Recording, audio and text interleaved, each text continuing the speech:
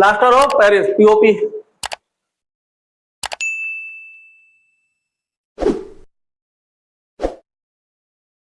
Plaster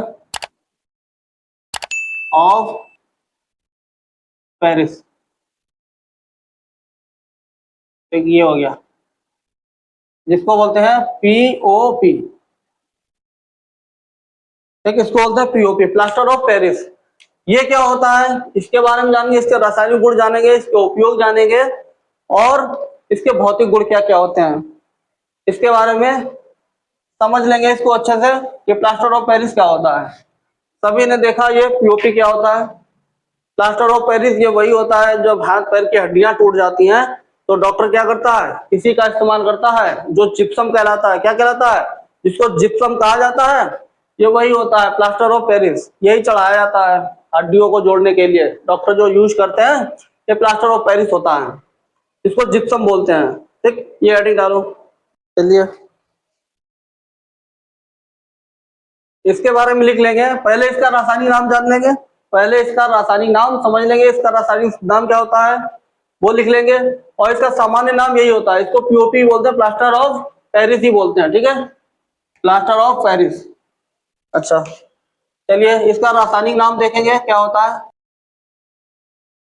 रासायनिक,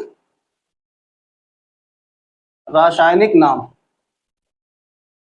रासायनिक नाम क्या होता है, कैल्शियम सल्फेट हेमीहाइड्रेट। क्या होता है, रासायनिक नाम होता है कैल्शियम सल्फेट हेमीहाइड्रेट। ठीक, लिख लेंगे,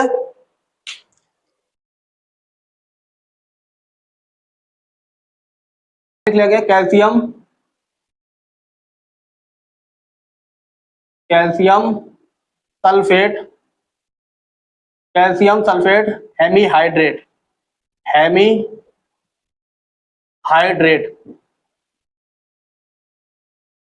ये होता है इसका रासायनिक नाम, कैल्शियम सल्फेट हेमीहाइड्रेट। ठीक है, इसका रासायनिक नाम क्या, कैल्शियम सल्फेट हेमीहाइड्रेट। और इसका इसका रासायनिक सूत्र लिख लेंगे, रासायनिक सूत्र क्या होता है इसका, रासायनिक, रासायनिक सूत्र। इसका रासायनिक सूत्र भी लिख लेंगे,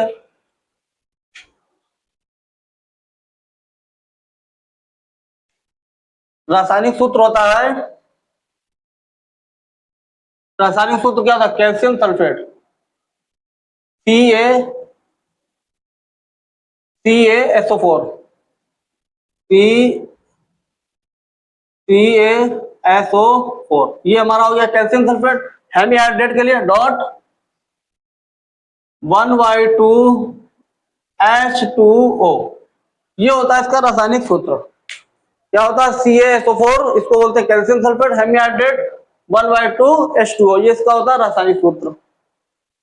अब हमें इसके बारे में पढ़ना है, ये तो हमारा हो गया रासायनिक नाम हो गया और रासायनिक सूत्र हो गया, और इसका सामान्य नाम यही होता है प्लास्टर ऑफ पेरिस, जिसको पीओपी बोलते हैं। ठीक है,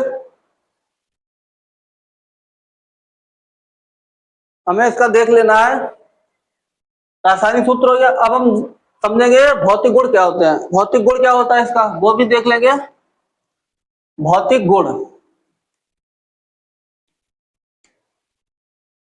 भौतिक, भौतिक गुण। ठीक, भौतिक गुण क्या होता है,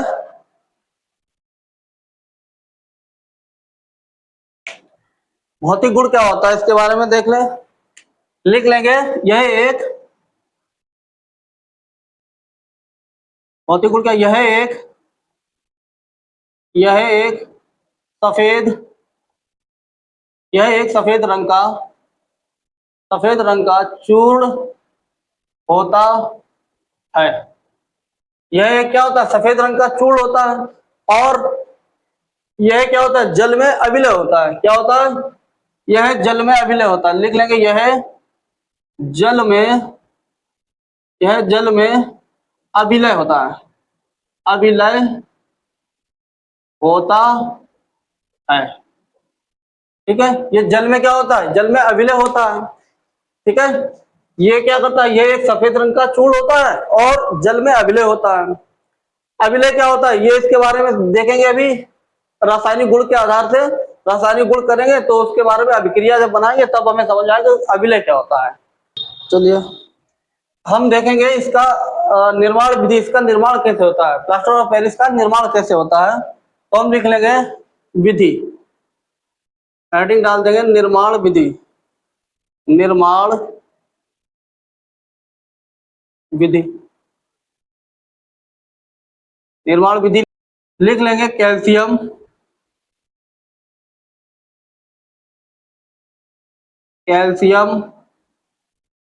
सल्फेट, कैल्शियम सल्फेट हाइड्रेट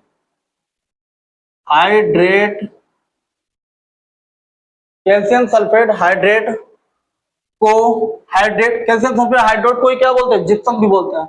लिख सकते हैं जिप्सम, अर्थात जिप्सम को 120 डिग्री सेल्सियस पर किया जाता है। गर्म करने पर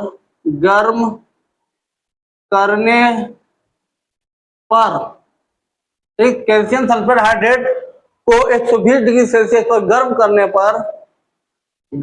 पर निर्जलीकरण के कारण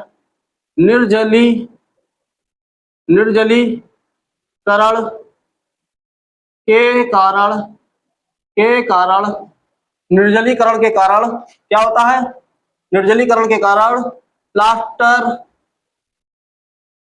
ऑफ पेरिस का निर्माण होता है। ठीक है, क्या होता है, प्लास्टर ऑफ पेरिस का निर्माण होता है। ये हमारा हो गया निर्माण विधि। अब हम करके देखेंगे किस तरह से ये हमें प्राप्त होता है, प्लास्टर ऑफ पेरिस प्राप्त कैसे होता है। तो हम देखेंगे,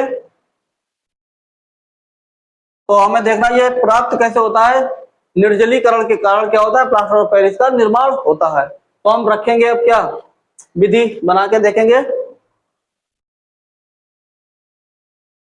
calcium sulphate hydrate CaSO4 dot 1/2 H2O plus 1/2 H2O।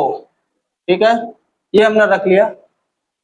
अब हमें करना क्या है, निर्जलीकरण के कारण प्लास्टर ऑफ पेरिस का निर्माण होता है। तो हम देखें प्लास्टर ऑफ पेरिस के लिए CaSO4, ऐसे नहीं,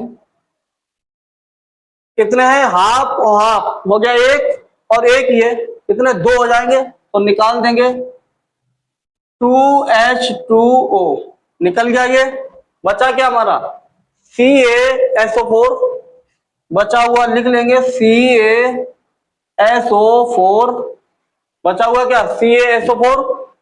अब हम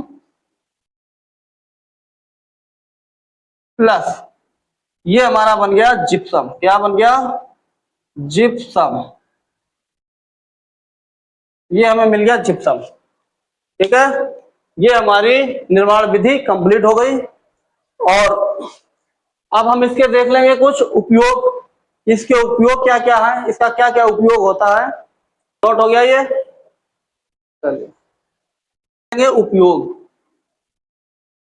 इसके उपयोग क्या क्या है, कहां कहां यूज किया जाता है, इसका क्या उपयोग होता है, लिख लेंगे। पहला उपयोग, इसका उपयोग टूटी हुई हड्डियों को सही जगह पर जोड़ने के लिए प्लास्टर ऑफ पेरिस का उपयोग करते हैं डॉक्टर लोग। क्या करते हैं, टूटी हुई हड्डियों को जोड़ने के लिए उपयोग किया जाता है। इसका उपयोग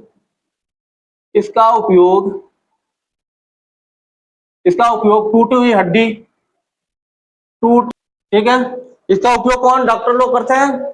किसी जिप्सम को लगाया जाता है, क्या किया जाता है, टूटी हुई हड्डी को सही जगह पर जोड़ने के लिए इसका उपयोग किया जाता है, पहला पॉइंट।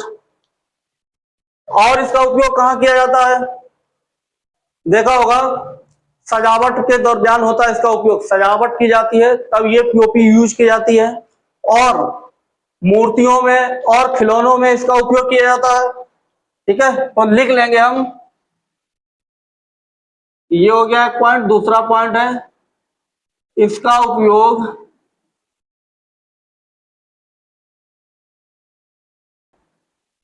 ठीक, इसका उपयोग किसमें किसमें किया जाता है? सजावट के दरमियान में, डेकोरेशन में किया जाता है इसका उपयोग पीओपी का, और मूर्ति बनाने में किया जाता है, और इसका उपयोग खिलौने में, बच्चों के जो खिलौने बनते हैं इस पीओपी के द्वारा भी बनाए जाते हैं, उसमें भी इसका उपयोग किया जाता है। ठीक है, तो ये हमारा प्लास्टर ऑफ पेरिस कंप्लीट हो गया। अब हम क्या करेंगे, इसी के साथ में कुछ इंपॉर्टेंट क्वेश्चन भी कराएंगे, ऑब्जेक्टिव जो क्वेश्चन बोर्ड परीक्षा में पूछे गए हैं उससे रिलेटेड कुछ क्वेश्चन कराएंगे जो बार बार पूछे जाते हैं। क्षारीय अम्ल क्या होता है ना, क्षारीय क्या होता है, क्षारीय विलयन क्या होता है, अम्लीय विलयन क्या होता है, क्षारीय पीएच मान क्या होता है, अम्लीय पीएच मान क्या होता है, ये सब हम देखेंगे ऑब्जेक्टिव क्वेश्चन में, जो कि अगली क्लास में कराएंगे हम ये ऑब्जेक्टिव क्वेश्चन। तो हमारा ये चैप्टर कंप्लीट हो गया, अम्ल, लवण और क्षार वाला ये चैप्टर पूरा कंप्लीट हो गया है।